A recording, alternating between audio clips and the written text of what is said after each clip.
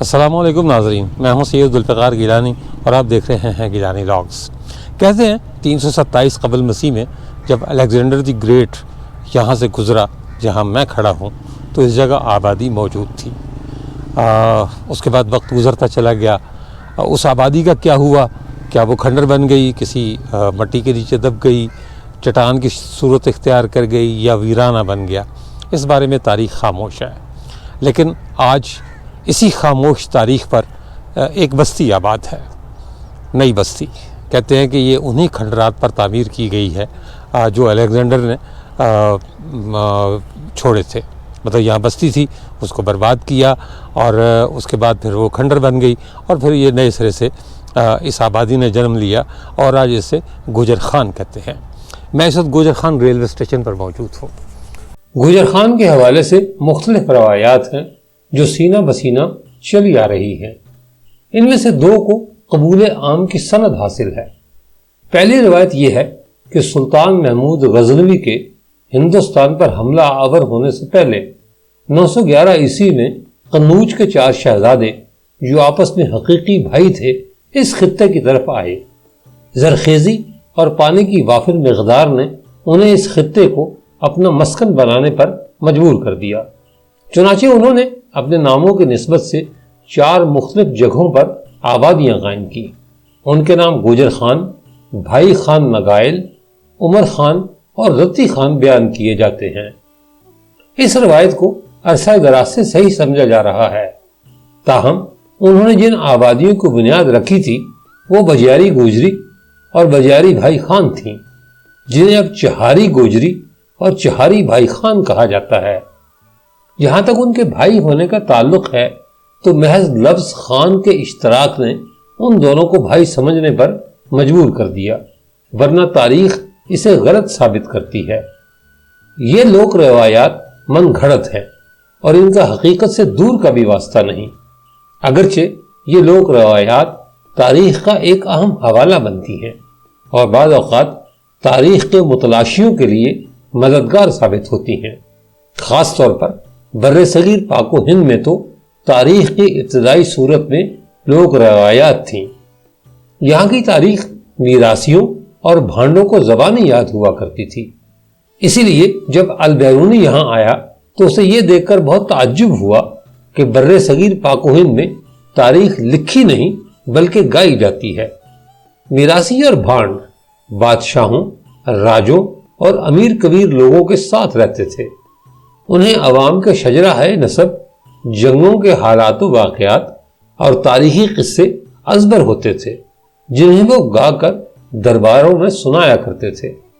پھر جب دنیا میں تہذیب کا ارتقا ہوا تو سینہ بسینہ ایک نسل سے دوسری نسل تک منتقل ہوتی ہوئی تاریخی روایات کو احاطہ تحریر میں لایا گیا۔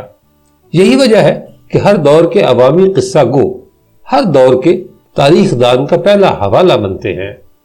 مگر تاریخی نقطہ نظر سے حقائق کو دیکھا جائے تو گوجر خان کی وجہ تسمیہ کا مستند حوالہ لوک روایات نہیں بلکہ رائے زادہ برج ناتھ کا قلمی نسخہ ہے، کیونکہ انگریز عہد حکومت میں جب گوجر خان کو تحصیل کا درجہ دیا گیا تو اس میں شامل تمام دیہات کی وجہ تسمیہ انگریز حکمرانوں نے بھی اسی قلمی نسخہ سے اخذ کی۔ گوجر خان دراصل گوجر قوم کی وراثت تھی، جسے 840 ہجری یا 1436-37 میں گلیانہ کے حاکم ملک گل محمد گکھڑ نے خانہ نامی گوجر کو بطور جاگیر عطا کی۔ چنانچہ خانہ نامی گوجر نے اپنی قوم اور اپنے نام کی نسبت سے اپنی جاگیر کا نام گوجر خان رکھ دیا۔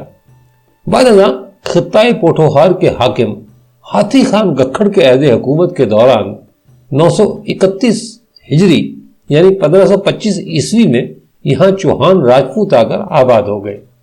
اس طرح دو قوموں کی آباد کاری کے باعث اس کو چوہان گوجر خان کہا جانے لگا۔ کچھ عرصے بعد سلطان ہاتھی خان گکھڑ نے چوہان راجپوتوں کو یہ علاقہ بطور جاگیر عطا کر دیا۔ 1087 ہجری یعنی 1610 عیسوی میں سلطان مراد قلی خان گکھڑ نے تخت نشین ہونے کے بعد یہ علاقہ تاش بیگ خان فیروزال کو دے دیا۔ اس وقت گوجر خان میں گوجروں کا بہت زور تھا، طاقت کے نشے نے انہیں اندھا کیا ہوا تھا، جس کے باعث انہوں نے تاش بیگ خان فیروزال کو کوئی اہمیت نہ دی اور سرکشی اختیار کرتے ہوئے اپنی من مانی کرنے لگے۔ چنانچہ گجروں کی سرکشی کو کچلنے کے لیے تاش بیگ خان فیروزال مراد قلی خان گکھڑ کی مدد سے گجروں پر حملہ آور ہوا اور انہیں گجر خان سے دربدر کر دیا۔ یہاں ایک غلط فہمی کا ازالہ بہت ضروری ہے کہ تاریخی اعتبار سے یہ بات ثابت ہے کہ اس شہر کو گورجر قوم نے آباد کیا تھا، جو بعد میں گوجر کے نام سے مشہور ہوئی۔ یہ قوم قنوج سے اس خطے کی زرخیزی، پانی کی فراوانی، شاندار آب و ہوا اور زمین کی ہمواری کو دیکھتے ہوئے یہاں آئی تھی۔ ان گورجروں نے کاشتکاری کا پیشہ اپنایا اور یہیں آباد ہو گئے۔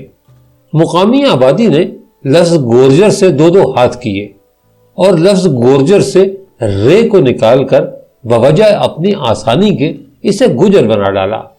اس طرح لفظ گورجر میں پہلا بگاڑ پیدا ہوا۔ جب انگریز یہاں آئے تو انہوں نے لفظ گوجر سے مزید ہاتھا پائی کی اور واؤ کو اڑا دیا، یوں اچھا بھلا گورجر گوجر سے گجر بن گیا۔ اس بات سے واضح ہوتا ہے کہ اس شہر کا اصل نام گورجر خان ہونا چاہیے تھا، نہ کہ گجر خان اور گوجر خان۔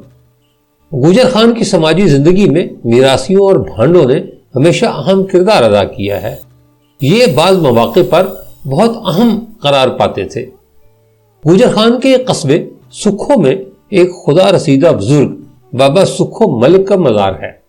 قیام پاکستان سے قبل سکھوں نے مزار سے ملحق تقریباً 4 ایکڑ زمین پر اپنا حق جتا کر جھگڑا کھڑا کر دیا۔ اس جھگڑے نے طوالت پکڑی اور بات عدالت میں جا پہنچی۔ سکھوں نے ثابت کرنے کی کوشش کی کہ مزار کسی بابا سکھا سنگھ کا ہے اور مسلمانوں نے زبردستی اس پر قبضہ کیا ہوا ہے۔ چنانچہ مقدمے کی سماعت کے لیے سیشن جج راول پنڈی سکھو آیا۔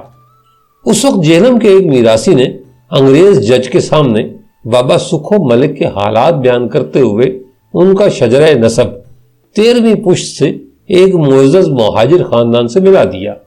یہ خاندان حجاز سے ہجرت کر کے بر صغیر پاک و ہند آیا تھا۔ اس خاندان میں سے ہی بابا سکھو ملک قصبہ سکھو میں آ کر آباد ہو گئے تھے۔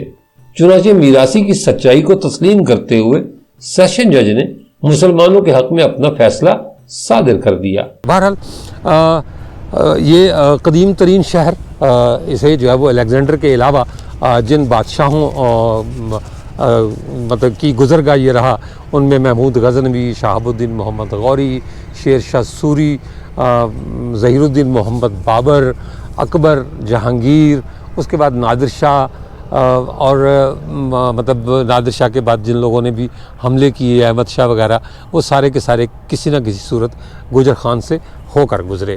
کہتے ہیں مغلیہ دور میں یہ بہت بڑی تجارتی منڈی ہوا کرتی تھی، جبکہ اس سے پہلے غوری دور میں یہ ایک اہم سرائے کی حیثیت رکھتی تھی۔ آج بھی جی ٹی روڈ، جسے شیر شاہ سوری کے نام سے موسوم کیا جاتا ہے کہ جی ٹی روڈ اس نے تعمیر کیا، وہ گوجر خان کے بیچوں بیچ گزرتا ہے، اور لوگ یہ کہتے ہیں کہ اگر جی ٹی روڈ کو نکال دیا جائے تو گوجر خان ویران ہو جائے گا، اور واقعی گوجر خان کی بیشتر رونقیں اسی جی ٹی روڈ کے دم خم سے ہیں۔ مغلیہ عہد اس کے بعد آیا، سب سے بڑی تجارتی منڈی یعنی اکبر کے دور میں، جہانگیر کے دور میں، اور اس کے بعد یہ کہا جاتا ہے کہ امرتسر کے بعد کپڑے کی سب سے بڑی منڈی گوجر خان ہوا کرتا تھا۔ کشمیر کے لیے ہر قسم کا ساز و سامان یعنی غلہ، نمک، روٹی، کپڑا یہیں سے جایا کرتا تھا، اور یہاں سے ایک راستہ کلر سیدہ سے ہوتا ہوا آگے جاتا ہے جو دریائے جہلم کو پار کر کے ڈوڈیال کی طرف۔ یہ سارے کا سارا راستہ استعمال ہوتا تھا گوجر خان سے اشیاء بھجوانے کے لیے۔ 1787 میں ایک سکھ جنرل، اس کا بھی نام اتفاق کی بات یہ کہ گوجر سنگھ تھا، اس نے اسے تحصیل کا درجہ دیا، اور بعض روایات میں یہ ہے کہ یہی گوجر سنگھ اس گوجر خان کا بانی ہے، لیکن یہ درست نہیں ہے۔ اصل حقیقت وہی ہے کہ اپنا گوجر خاندان یعنی خانان نامی گوجر نے اس کو آباد کیا، کیونکہ اسی خاندان نے گوجر خان کے علاوہ 3 شہر اور بھی آباد کیے، یعنی گجرانوالہ، گجرات اور گوجرا۔ گجرات کے بارے میں تو یہ بھی کہا جاتا ہے کہ اکبر نے بطور خاص مویشی پال جو قبیلہ تھا اسے لا کر یہاں آباد کیا تاکہ جو ہے وہ گجرات کی آبادی بڑھ سکے، قلعہ بنایا اور پھر گجرات کو انہی گجروں کے نام سے منسوب کر دیا۔ ان کے علاوہ بھی بہت سارے جو ہے وہ شہر، قصبے، دیہات ایسے ہیں جو گجروں کے نام پر آباد ہیں۔ گجر برادری ایسا نہیں ہے کہ صرف پنجاب میں ہے، بلکہ خیبر پختونخوا کے بعض ضلعوں میں چترال، کالاش، وہاں بھی گجر برادری بہت بڑی تعداد میں موجود ہے اور سارے کے سارے مویشی پال ہیں۔ اسی طرح سندھ کے بعض علاقے جو ہے وہ وہاں گجر قبیلہ آباد ہے اور وہ بھی یہی کام کرتے ہیں، یعنی دودھ کا اور مویشی پالتے ہیں۔ جنرل گوجر سنگھ کے بعد جو سکھ دور آیا اس میں مسلمانوں کو بہت سی پابندیوں کا سامنا کرنا پڑا۔ میں کئی جگہ جو ہے وہ لکھ چکا ہوں اور کئی جگہ جو ہے وہ میں بتا چکا ہوں کہ سکھوں نے مسلمانوں پر بہت مظالم ڈھائے، مساجد بند کر دیں، اذان پر پابندی عائد کر دی، مساجد کو گھوڑوں کے اسطبل میں تبدیل کر دیا، لیکن اس کے باوجود گجر خان کی اہمیت اپنی جگہ رہی۔ گجر خان کی مساجد تو بند ہو گئی، لیکن گجر خان میں مسلمان ہندوؤں اور سکھوں کے ساتھ بڑی تعداد میں رہائش پذیر تھے۔ بعض لوگ یہ بھی کہتے ہیں کہ ہندوؤں اور سکھوں کی جو آبادی تھی وہ مسلمانوں سے زیادہ تھی، لیکن 1947 میں وہ لوگ ہجرت کر گئے اور جو بھارت سے آنے والے مہاجرین تھے وہ آباد ہوئے یہاں آ کر۔ انہوں نے جائیدادوں پر بھی قبضہ کیا، سکھ گردوارے بھی جو ہے وہ اور مندر کہتے ہیں بہت زیادہ تعداد میں گجر خان میں موجود تھے۔ آج تو گجر خان میں ڈھونڈے سے بھی ایک کوئی مندر نہیں ملے گا، لیکن اس زمانے میں سکھ گردوارے اور مندر بہت تھے اور جائیدادوں کے ساتھ ساتھ مسلمانوں نے ان مندروں پر یا ان جو ہے وہ جو گردوارے تھے ان پر بھی قبضہ کیا، انہیں اپنے رہائشی مقاصد کے لیے بھی استعمال کیا اور عبادت کا سلسلہ ختم ہو گیا۔ ہندوؤں کا یہ یقین تھا، بیشتر ہندوؤں کا، کہ وہ لوٹیں گے، لہذا انہوں نے اپنے بہت سارے خزانے دفن کیے اپنے گھروں میں، اپنی حویلیوں میں، اپنے مندروں میں، جو بعد میں مسلمانوں نے کھود کر نکالے۔ گجر خان کی صورتحال بھی یہی رہی۔ 1971 میں جب مشرقی پاکستان الگ ہو کر بنگلہ دیش ہو گیا تو بھی گجر خان میں مہاجرین کی آمد کا سلسلہ جاری رہا اور گجر خان ان چند شہروں میں سے ایک ہے جن میں باقاعدہ بہاری کالونی بھی موجود ہے۔ 1946 میں قائد اعظم محمد علی جناح اور فاطمہ جناح کا جلسہ وہ بھی اسی گجر خان میں ہوا تھا۔ شہر کی بعض تنگ و تاریک گلیوں کے آثار اب بھی ہیں، لیکن بہت سی گلیاں ختم ہو گئیں، نئے سرے سے بن گئیں اور اب وہ گجر خان وہ نہیں رہ گیا جسے مطلب پرانا گجر خان کہا جاتا تھا۔ نئی نسل آ گئی، نئے لوگ آ گئے اور جو ہے وہ انہوں نے نئی آبادیاں بنا لی، نئے گھر بنا لیے۔ گجر خان کو یہ اعزاز بھی حاصل ہے کہ اس کے 2 فوجی جوانوں کو نشان حیدر سے نوازا گیا، تحصیل گجر خان، جن میں سے ایک کیپٹن راجہ محمد سرور شہید اور دوسرے سوار محمد حسین شہید۔ اسی لیے گجر خان کو شہیدوں اور غازیوں کی سرزمین بھی کہا جاتا ہے۔ 1960 کی دہائی میں گجر خان کے باشندوں نے یہاں سے ہجرت کی، یعنی پہلے لوگ باہر سے ہجرت کر کے گجر خان آئے اور 1960 میں لوگوں نے گجر خان سے ہجرت کرنی شروع کی اور بیشتر باشندے جو ہے وہ برطانیہ، یونان، ہالینڈ، ڈنمارک، ناروے، مطلب ان علاقوں میں گئے۔ 90 کی دہائی میں انہوں نے امریکہ، اسپین اور اٹلی کا رخ کیا اور بہت بڑی تعداد گجر خان کی بیرون ملک آباد ہے۔ زر مبادلہ بھیجتے ہیں پاکستان کے لیے اور مطلب اچھا خاصا امیر شہروں میں اس کا شمار ہوتا ہے۔ یہاں پرانے محلے اب بھی ہیں جن میں محلہ چوہان، کوچہ شیخاں، حلوائی گلی، محلہ قریشیاں، یہ گجر خان کے پرانے محلے ہیں۔ مونگ پھلی کہتے ہیں کہ یہاں بہت لذیذ ہوتی ہے، مطلب خاص پھل کہہ لیں آپ مونگ پھلی کو یہاں کا۔ اسی طرح ریوڑیاں، بتاشے، مکھانے، اندر سے ویسے تو قصور کے زیادہ مشہور ہے، لیکن کہتے ہیں کہ جی گجر خان کے اندر سے ان کی اپنی جو ہے اپنا ایک مزہ ہے، اپنا ایک ذائقہ ہے۔ تو گجر خان مطلب کئی حوالوں سے مشہور ہے۔ گجر خان کو پٹھوہار کا دل بھی کہتے ہیں اور منی انگلینڈ کے نام سے بھی پکارتے ہیں، یعنی یہ دونوں نام اس پر فٹ آتے ہیں۔ انگلینڈ جانے کی صورتحال یہ ہے کہ مطلب لوگ یہاں سے پڑھنے پڑھانے کا رجحان کوئی اتنا زیادہ نہیں ہے، مطلب ایسا نہیں کہ جو ہے وہ بالکل ان پڑھوں کا شہر ہے، لیکن گوجر خان میں پڑھائی کا رجحان زیادہ نہیں ہے۔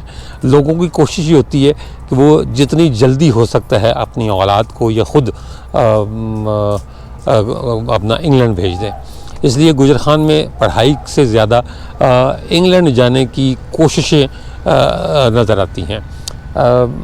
یہاں پر میرا خیال ہے کہ جو سڑکیں ہیں ان پر ویسے اشتہاری بورڈ تو کم ہوں گے، مطلب مصنوعات کی جو تشہیر کے لیے استعمال ہوتے ہیں، لیکن باہر جانے کے جو ترغیب دیتے ہیں، جی آئلز سیکھیں اور ہم ویزا لگوا دیں گے، اتنے پیسوں میں ہم آپ کو ورک پرمٹ لے دیں گے، اس طرح کے اشتہارات آپ کو زیادہ نظر آئیں گے۔ گوجر خان میں جو لوگ رہتے ہیں ان کی سب سے بڑی خواہش یہی ہے کہ کسی نہ کسی طرح پاکستان سے ہجرت کر کے انگلینڈ وغیرہ میں آباد ہوا جائے۔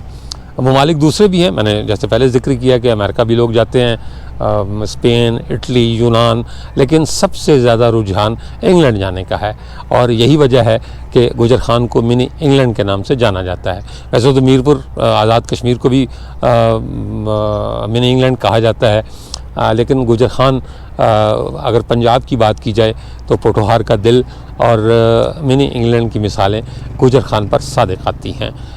اس کے ساتھ ہی اجازت دیجیے، انشاءاللہ تعالی اگلے ولاگ میں دوبارہ ملاقات ہوگی، تب تک کے لیے اللہ حافظ۔